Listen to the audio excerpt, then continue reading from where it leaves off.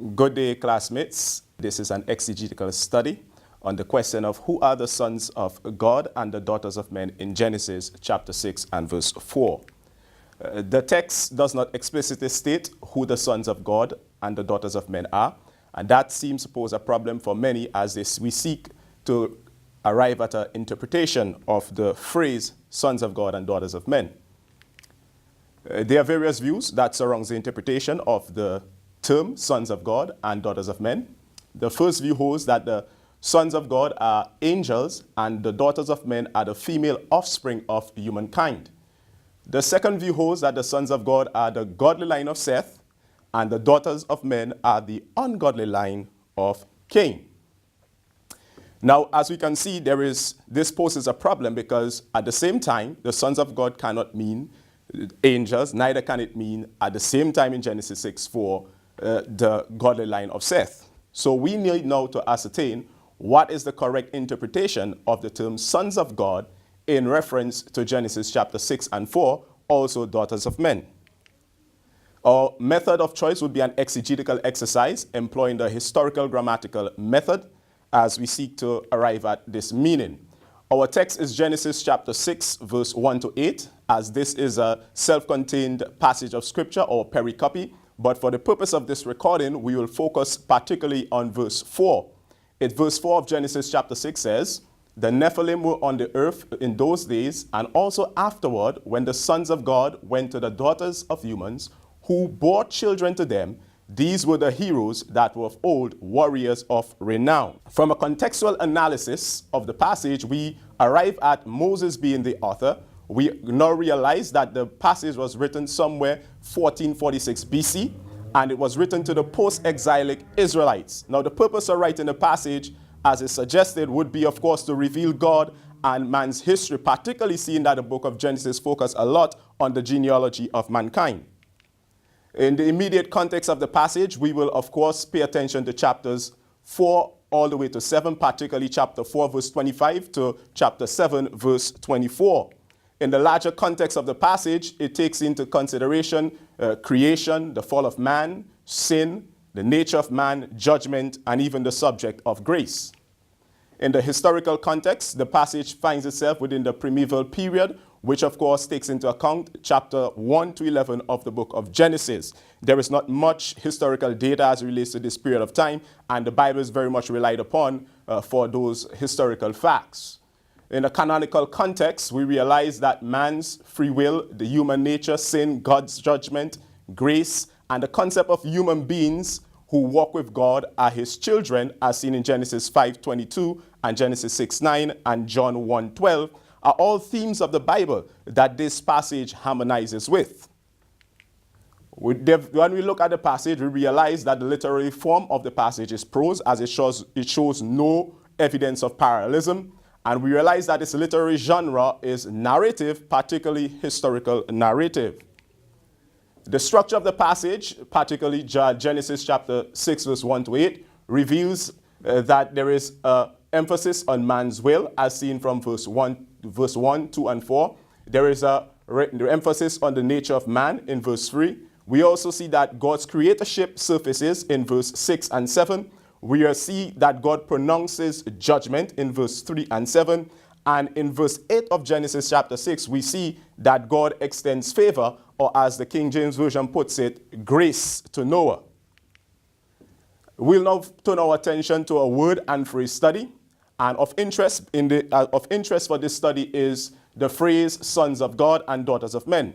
Now, the phrase sons of God comes from the Hebrew Ben Elohim, and what we have discovered is Ben Elohim has a range of meaning.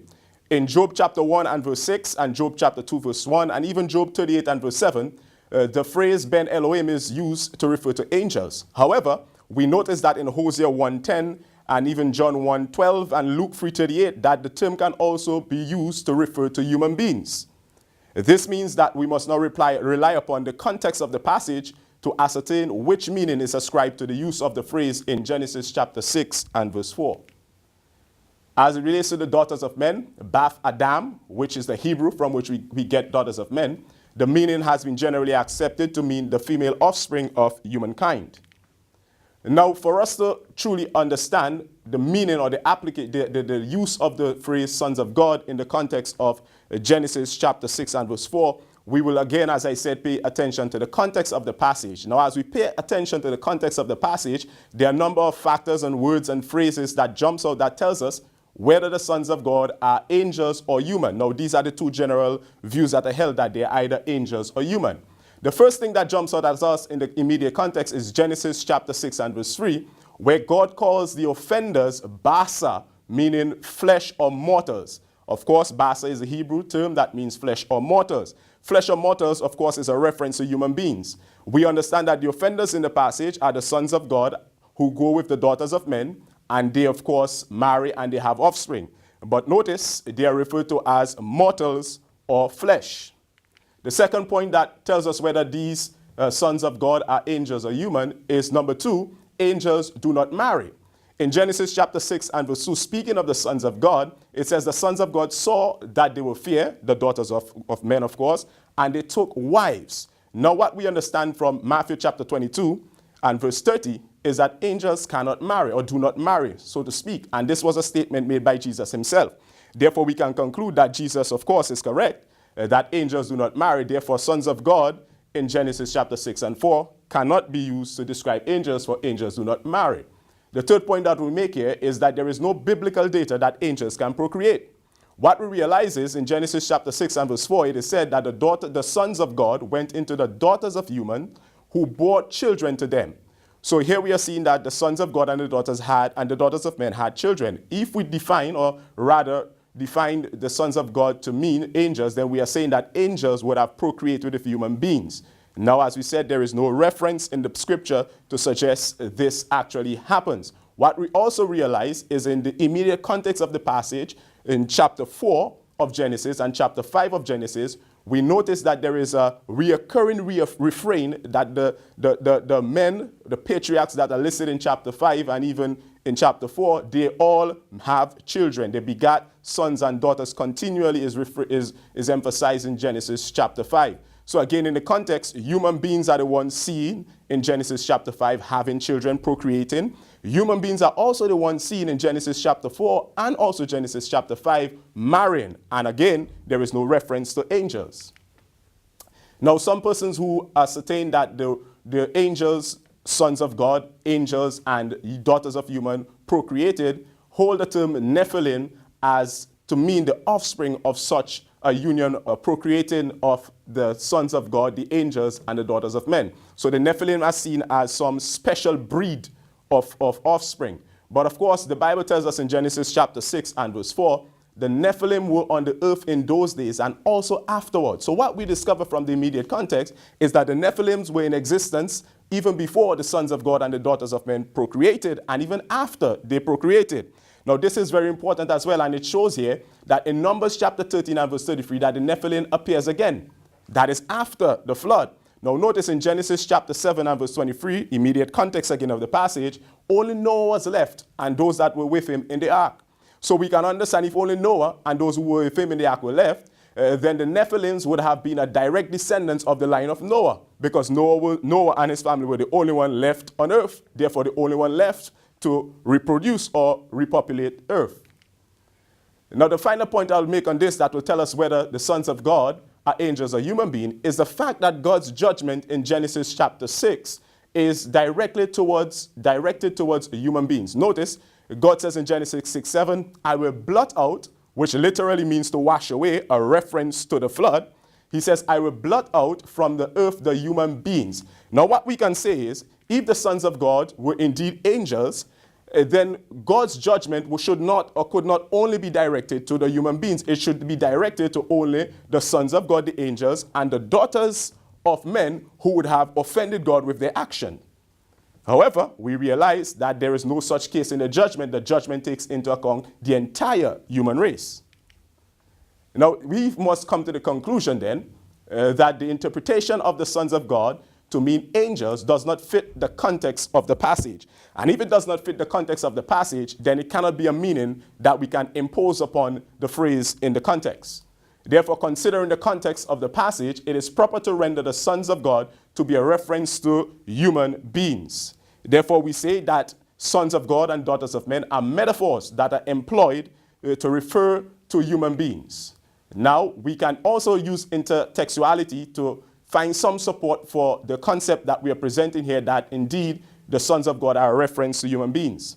In Luke chapter 3 and verse 38, Luke tracing the ancestry of Jesus, he says that Enos is the son of Seth, and Seth is the son of Adam, and Adam is the son of God. Interesting phraseology, son of God. Adam is the son of God. So here we see the son of God term being applied to Adam, a man, and therefore we can understand that in the plural form, it is also possible and even acceptable. Now, this brings us to the understanding that there are two lines within this passage that is being referred to.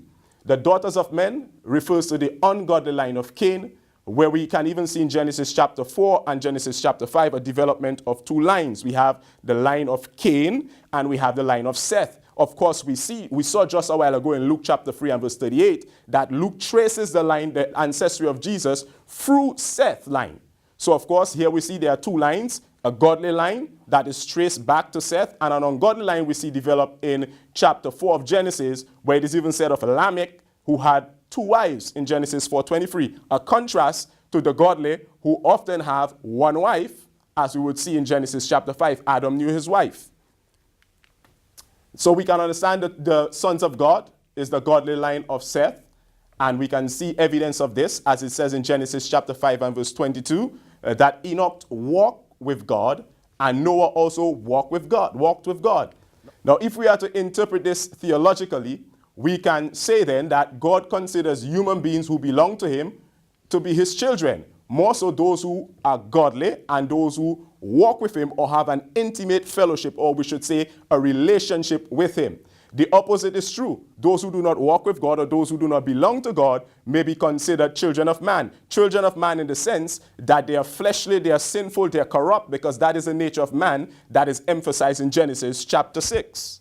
So we can therefore apply this contemporarily to us by saying humankind today who have intimate fellowship or relationship with God, those who belong to God, can be termed the sons of God in our modern day context. The Bible tells us in John chapter 1 and verse 12, but as many as receive him, to them he gave power to become the sons of God, even to believe upon his name. So it is not far-fetched to say today that the sons of God refers to the godly, even refers to human beings.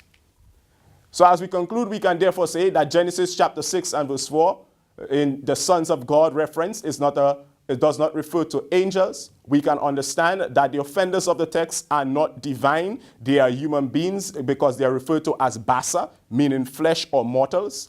We can also conclude that there is no biblical data to support angels procreate, because as we have seen, even in the immediate context of the passage, the only persons who were multiplying or procreating would have been human beings. Finally, in the point number 5, God's judgment is against the entire human race, and not angels and the human race, but the entire human race. Therefore, it means that all the offenders in the episode in Genesis chapter 6 have to be indeed mortals, part of the human race. There are other areas that would need our attention as we move forward, even in deeper exegesis, and that would be, of course, the implications of extra-biblical sources on interpreting the passage, to the concept of being born again in the context of the sons of God, and of course grammar and syntax, because there are other keywords and other phrases that will shed greater light and even strengthen the argument that the sons of God refers to the godly line of Seth, and even the daughters of men referring to the ungodly line of Cain. Therefore, we can finally conclude and say that the sons of God and the daughters of men represent two lines of the human race, the godly line of Seth, the sons of God, and the ungodly line of Cain, the daughters of men. I want to thank you very much for listening. I look forward to your video presentation and your exegesis paper. God's blessings upon you.